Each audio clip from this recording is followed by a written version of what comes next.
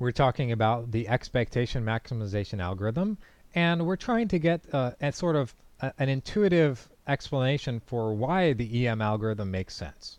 So we started out with this goal of maximizing this probability, trying to get a maximum likelihood estimate of theta. And so we specialized to the case of an exponential family, and we found that it was enough to look at a exponential family in natural form. So we just did the usual calculus thing. We set the derivative of the log equal to 0, and we tried to look for a critical point. And then so we worked this through, and we found that any critical point of that function as a function of theta must satisfy this property. And this in general, a critical point does not necessarily guarantee that you have a maximum. And this likelihood function here, this thing as a function of theta, p theta of x, in general, it could have multiple local maxima. So this really will happen in general. And so this is certainly not going to be guaranteed to give us a global maximum.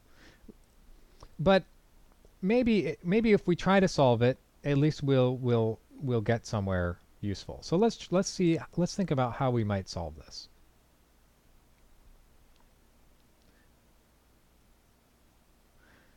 So the problem, the issue, it's not really clear at this point, but it turns out that for many models, solving this expression, because theta appears on both sides, and typically, and especially over on this side, it will tend to be a sort of complicated expression, and so that you can't solve directly for theta analytically. So the issue is that often can't solve analytically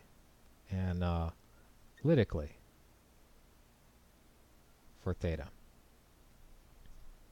And so let's think about, usually when you have a sort of, this is sort of an implicit equation for theta, and one approach to solving implicit equations like that is to use an iterative procedure.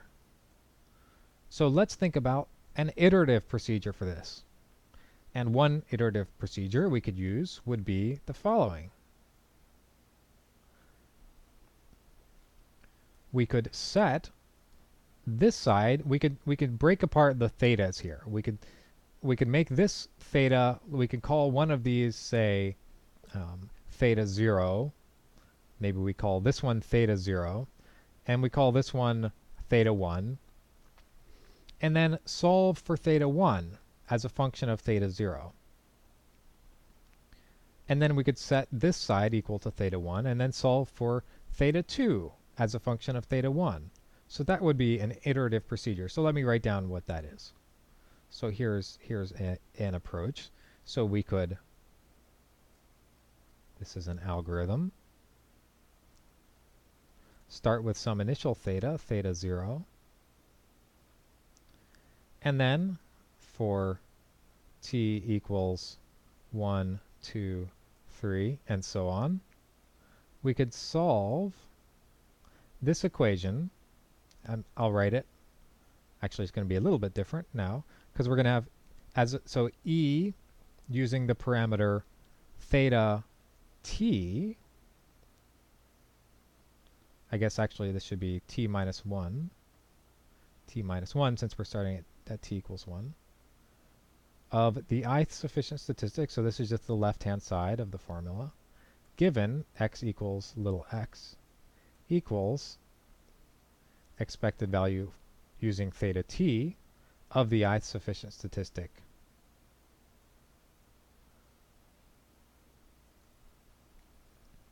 So solve this for theta t. And we know, we know theta t minus 1 on the tth step. And so if we can solve this for theta t, then we'll have it to use in the next step. So this is a procedure. This is an algorithm. This is an iterative procedure. And it might sort of start looking something like EM. We're iterating over this parameter. And this sort of looks like the expectation in EM. Remember, let's go back up here and look at. So we had in EM, we had this conditional expectation given x, but it was different, right? Here it was the log of the joint probability, and below we got the expected value of this sufficient statistic. So it's not looking, necessarily like the same algorithm at this point. But it turns out that they are the same, at least for exponential families. And so here's why. So let's think about. So we arrived at this algorithm from a very, very sort of natural way of thinking about it. And now we're going to see that this is equivalent for exponential families to the general sort of EM algorithm I described above. And here's why. So in EM, in the general setup, we had this function q theta. Let's see, let me use the same, maybe I'll use the same notation. Q theta and theta t, and it was this thing, this conditional expectation. So q theta, and let me just call it theta 0 for a general other theta rather than theta t. And it was the conditional expectation using theta 0 of the log of the joint probability under theta of x and z, given that x equals little x. And we wanted to maximize this with respect to theta. That was the sort of general step in the iteration. So this is standard EM. So let's do that. Let's suppose that now we have a exponential family, the same form. Whoa, sorry, that was a jump. I jumped up here to look at the exponential family, and it's just this thing. And maybe I'll put it in this form here. Theta e to the theta transpose s of x and x minus log c of theta times h of x and z. And if we take the log of this,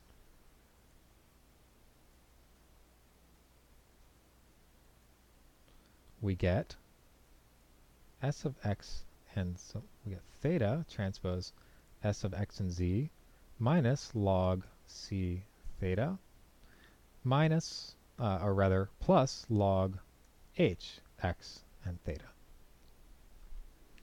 And so now let's take the conditional expectation of this given x. So let's take the conditional expectation. So the expected value of this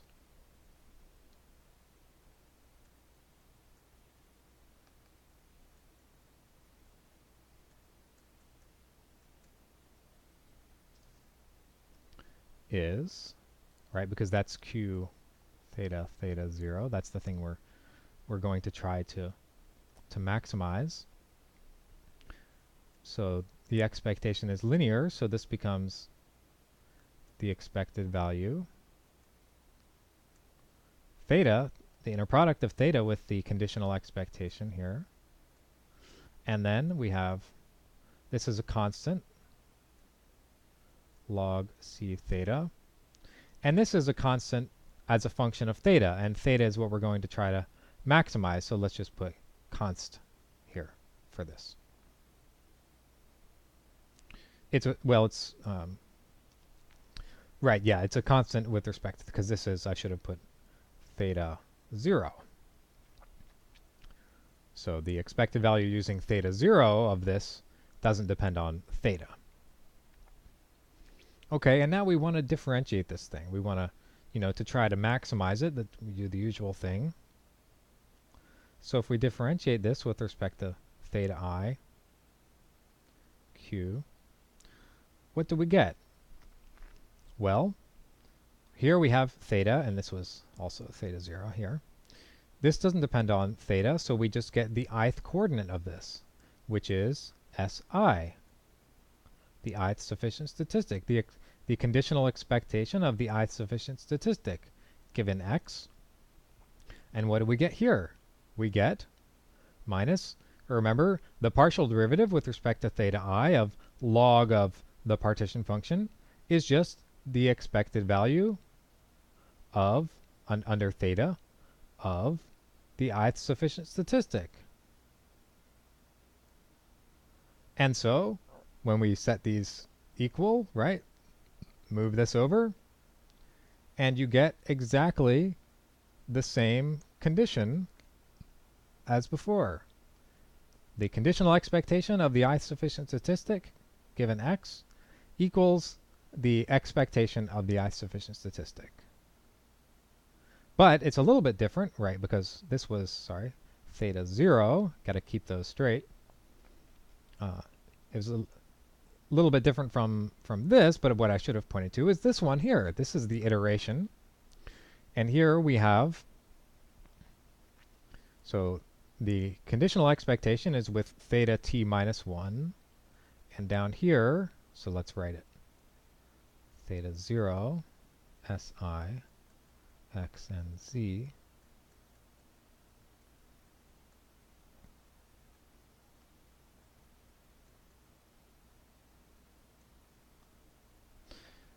And in EM, what we do is maximize this Q here.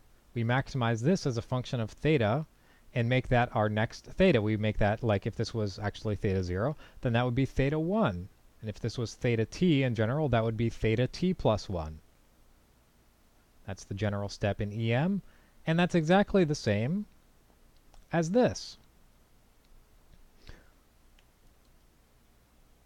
So they look very similar. And let me say this, so they are equivalent under certain conditions. But, so let me say they are equivalent under certain conditions. We were assuming here, when we did this maximization with respect to Q, that this was an unconstrained maximization over theta. But sometimes it turns out that you need to do a constrained maximization over theta. And so sometimes this will not be equivalent to the algorithm I described before in the sort of natural way.